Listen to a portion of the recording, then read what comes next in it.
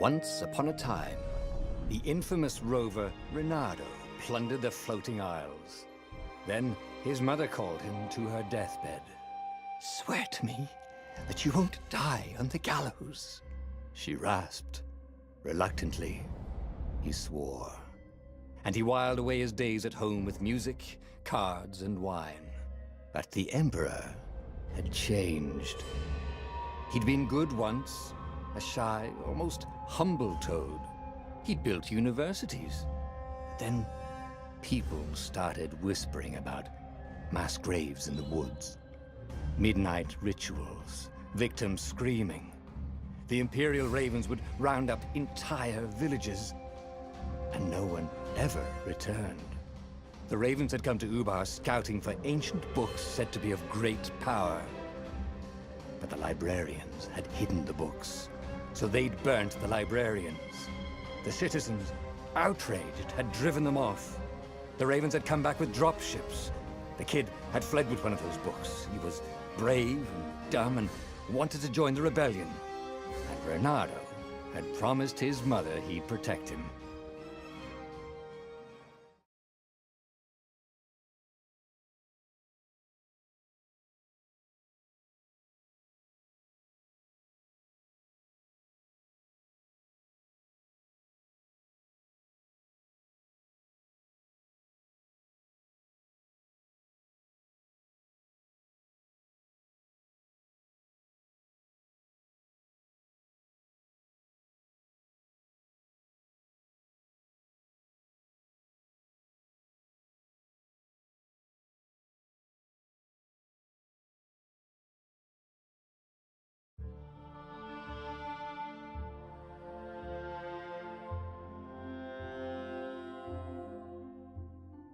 The kid was looking down, watching his city burn.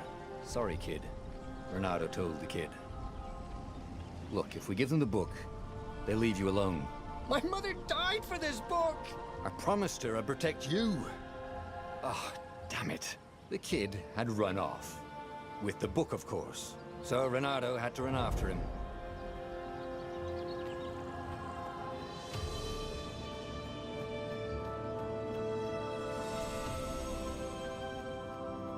The two Ravens were staring at the kid like he was their dinner, which probably was what was in their tiny brains. "Hey," Reynardo said. They cocked their heads at him. "Pick on someone as ugly as you." Wait, that didn't come out right. "For the Emperor!" The Ravens cawed and rushed at him.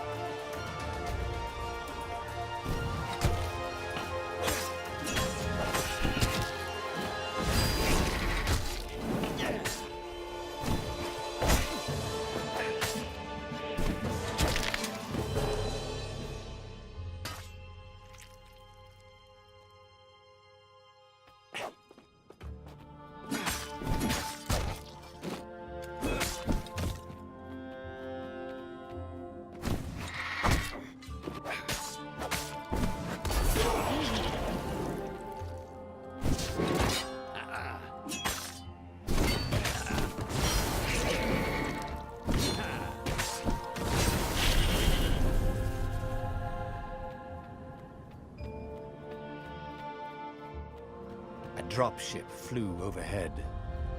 He hoped they hadn't noticed him. The kid.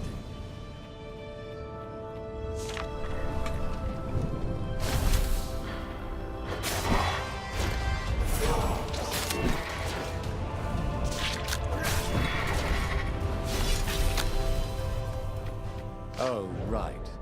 The Gate of Heroes. Someone's idea of a joke. Making the Skyship Docks a gated community. You needed a hero's sword to open it. And the kid was on the other side of the gate. Who let you through? Promise me you'll take the book to the rebels, or I'm gonna steal your ship. I'm not taking that damn book anywhere, and neither are you. Try and stop me, laughed the kid. I bet you don't even have a hero sword. And with that, the kid hopped away. Had to hand it to the kid. He was an idiot, but he had guts. Where was Renato going to get a hero sword? 4 and wind essence? Perfect.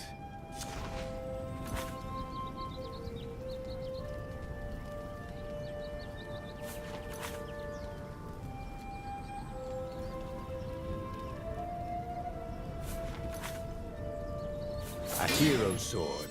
QED.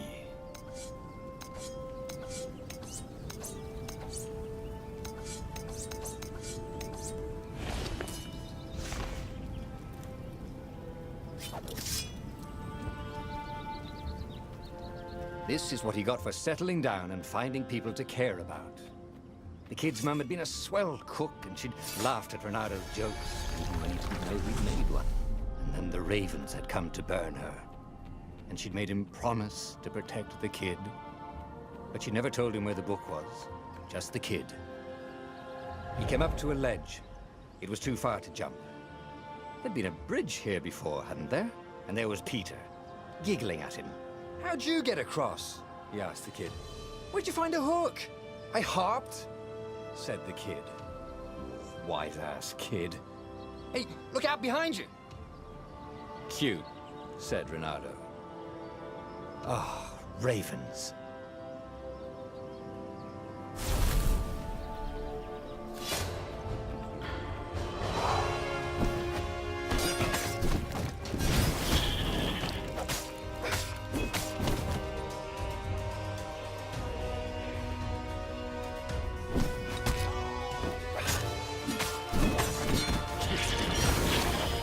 It was time to talk some sense into the kid.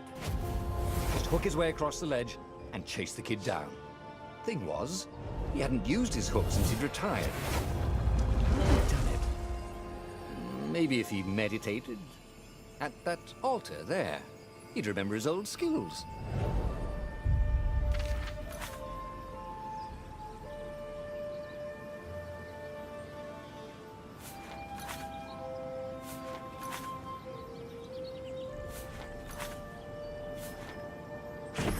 Starting to come back to him. Something you never completely forgot, like how to freeze time when attacking. The more he fought, the more he'd probably remember.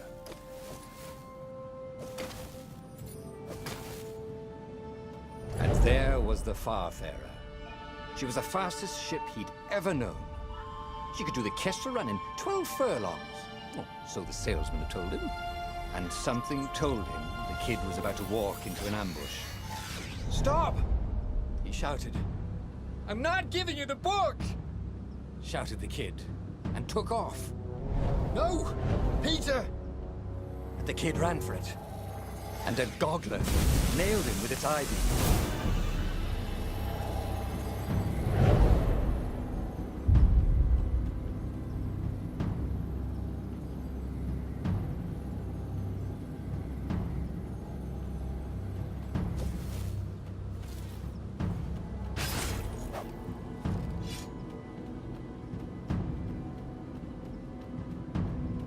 The book was unburned. Next to it were the buckles from the kid's shoes, and a kid-sized pile of ashes. Damn it, why hadn't he lied and told the kid he'd take the book to the rebels? The kid would be alive now. Really pissed off and betrayed, but alive. Oh, damn it. Renato picked up the book. He couldn't let the Empire have it now. He was going to have to get it out of there. He'd be a wanted man. Probably have to join the rebellion just to have a place to dock. Well, he'd hated home life anyway.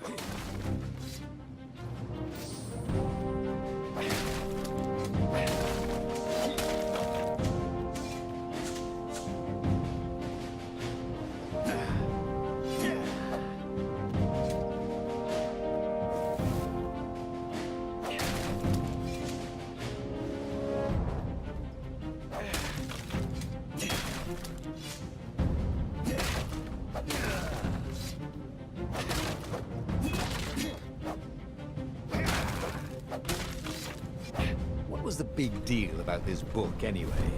Maybe he should open it and find out. All that had been years ago. How many? The war was a blur, and now 3 Raven scout ships were chasing him. Where are you running, rebel? Cawed the Raven captain over the loudhailer. Renato could see them cranking up their catapults. Just going out for milk? Renato yelled back. Where can you run? Laughed the Raven horribly. Far behind him, another city was burning. The dark cloud above its island was thousands of Imperial ships. The fleet was doing a thorough job. Take us to the rebel base! I will spare your life! It cawed. The entire jury-rigged rebel fleet was only a few islands to the east. Beyond that were only the pillars of heaven. A sea of endless blood-colored tornadoes. The rebellion was out of time. Unless Renato could bring a game-changer. Maybe he could. Renato had found out where he could find the pieces of the Sky Ripper, the legendary weapon that had exiled the lost gods. Surely a legendary weapon could win the final battle. On the other hand, his old friend Lapino had sent Renato a desperate message saying he had a brilliant scheme to save the rebellion. If Renato could only rescue him. Renato dived the Farfarer towards the abyss. As he felt the heat of the jet stream, the Raven ships peeled off, not stable enough to follow him down there. Now it was time to choose. Lapino or the Sky Ripper?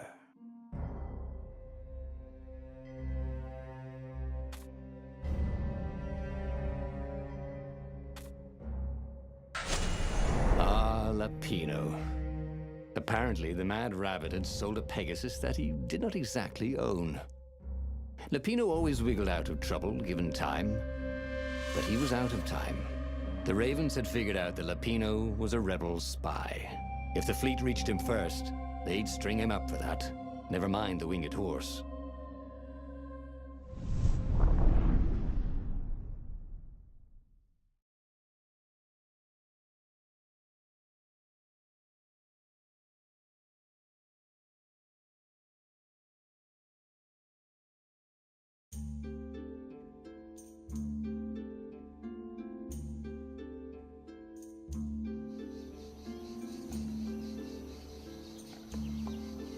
Lapino had apparently managed to confuse the judge by arguing that he hadn't actually stolen a winged horse. He'd only sold it.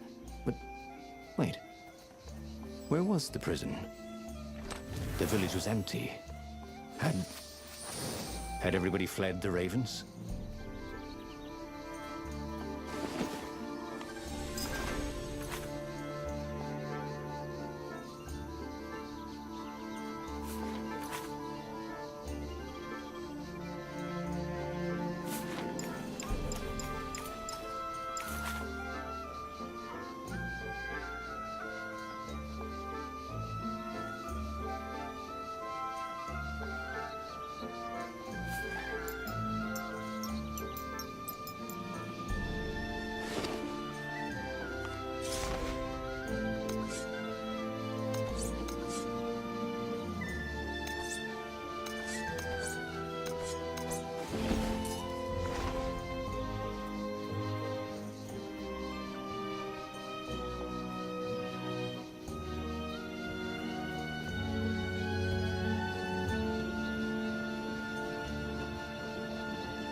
Fueled by anti-gravity and wishful thinking.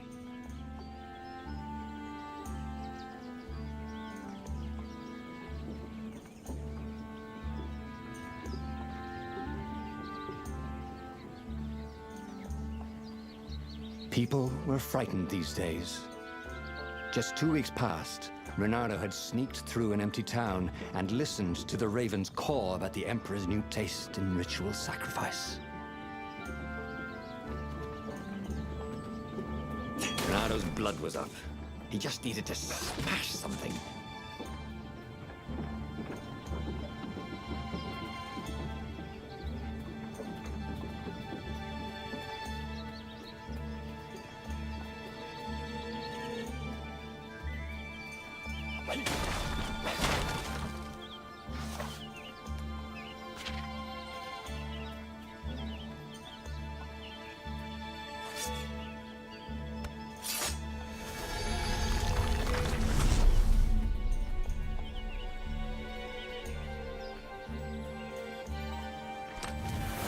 There were a lot of shiny, smooth, curved with leather, buckles, and kind of smelled, you know what? Never mind. Yes, there was also ore and other useful stuff. Let's focus on that, shall we?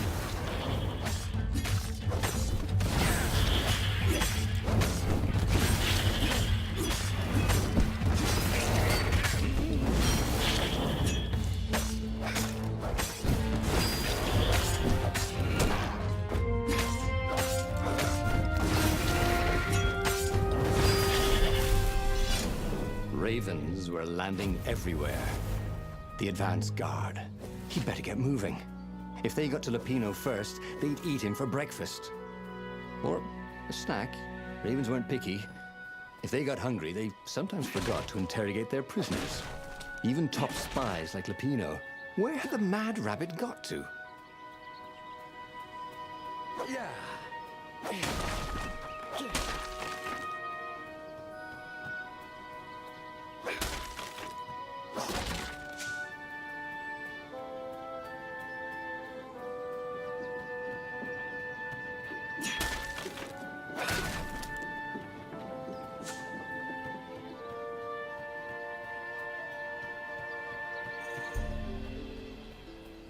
Renato felt like he was ready to learn new things. Thank goodness he didn't have to go to school for that.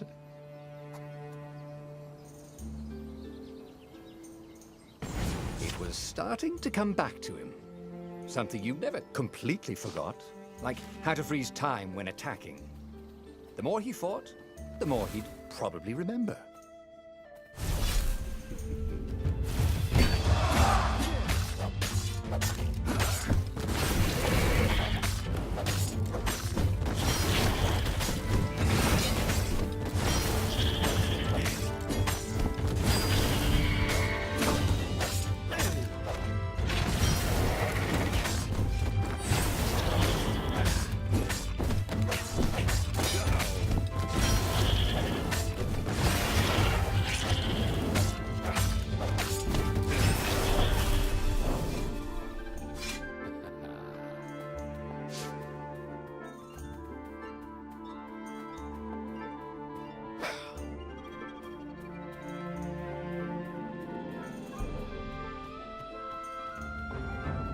Renato felt a chill run down his back. Or possibly a flea.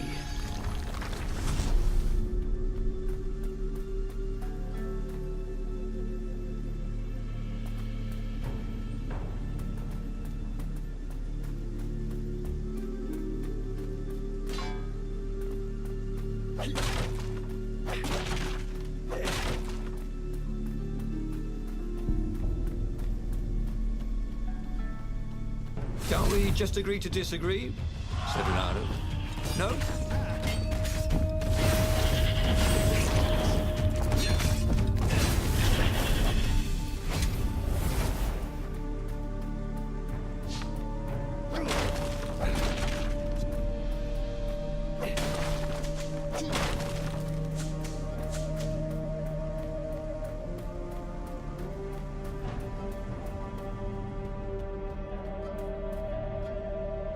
Dirty and bloody, Renato finally reached Lupino.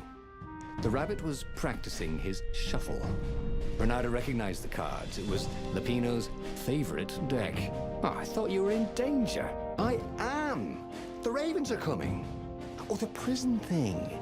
Right, yeah, see, this guard owed me 53 ducats, so we made a deal. They're very reasonable people, actually, for weasels. Now, I got a brilliant plan to kidnap Zenobia.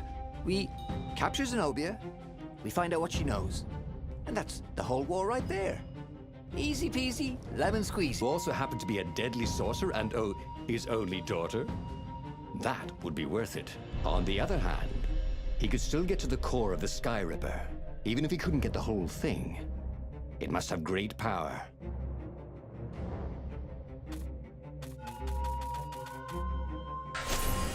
Zenobia wasn't just the Emperor's daughter, of course. She'd been Renato's best friend in Sword Fu School. And you're still mad for her, the rabbit reminded him. They'd been close. She'd told him things no one else knew. But she'd never told him who she really was. She knows all the Emperor's plans, chuckled the Master Spy. She won't give them up easily. She'll tell the interrogators, all right, said Lapino. Taking her would change the game, all right.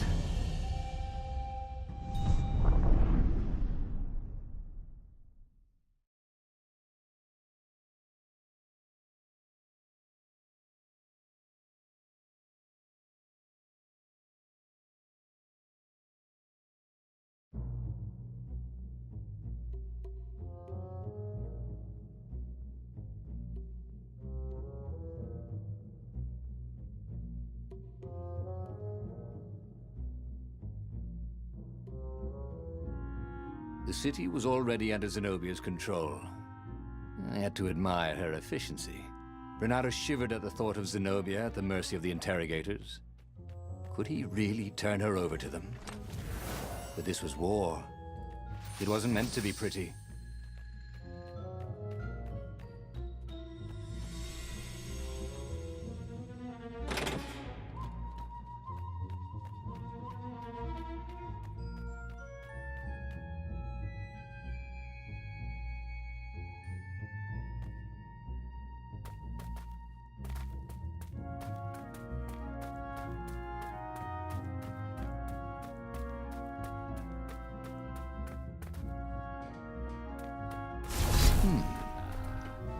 Here a wall. Here a sword. This wall. You.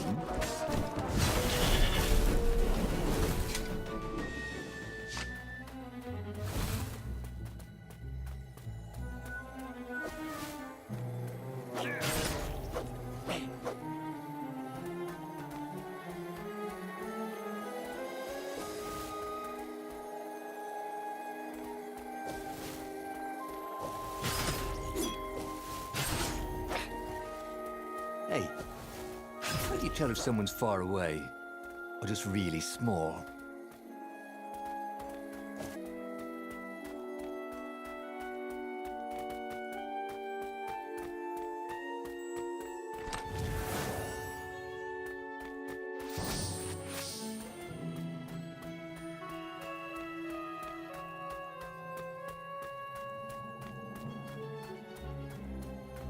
Huh? A lever? That was new. Most people still use doorknobs.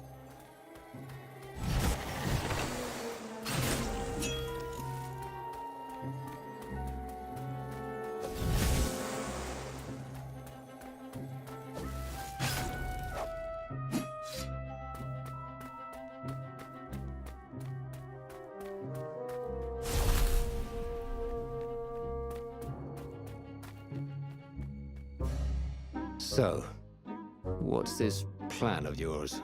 Use me as bait, said Lapino. And he outlined a slightly complicated plan that involved geese, a net, setting the Farfarer a little bit on fire, Lapino dressing as an old blind toad, and Renato hiding inside a monstrous watermelon. What could possibly go wrong? Thought Renato.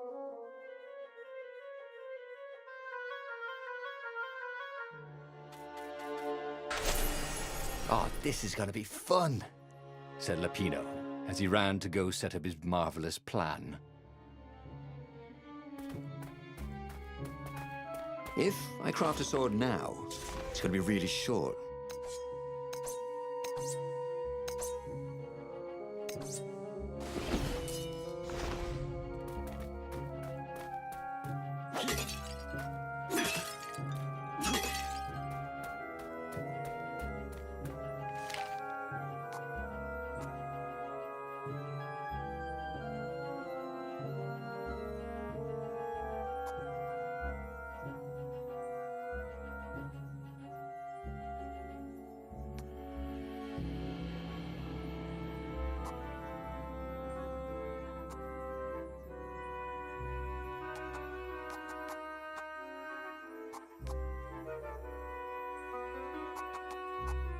He'd missed his old skills. He welcomed them back like it was at a reunion.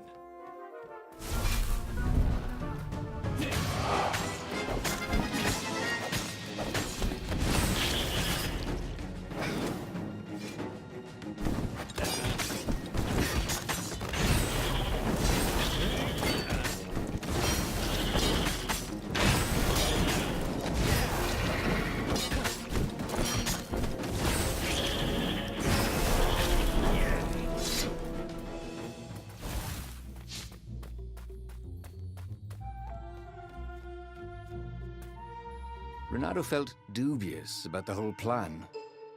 With every step, he was waiting for it all to go horribly wrong. But against all odds, Peppino's idiotic plan worked. Zenobia's ravens ran off after the geese, the net dropped, and Renato jumped out of the watermelon and put his sword to Zenobia's throat. "Renato," she said, "are those new scars? They look good on you. You never returned my velvet jacket. It was my favorite. You look stupid in velvet. Oh, what does an imperial princess know about style? Oh, get a room, you two," said Latino. But the fleet was coming on fast, so they put Zenobia on the Farfarer and took her east over the Nexus. She'd vanished from Swordfu School, from his life, without even saying goodbye, without ever telling him she was the Emperor's adopted daughter. Ah, Lapina was right, Renato thought reluctantly. She knows things. She recognized his look. "You're taking me to the interrogators, aren't you?" she said, wide-eyed. And then she jumped, with horror. Renato saw Zenobia plummeting. Then he saw the Nexus below them. Cats always land on their feet. "Ah, she'll head for the Imperial outpost," yelled Lapino. "You have to catch her."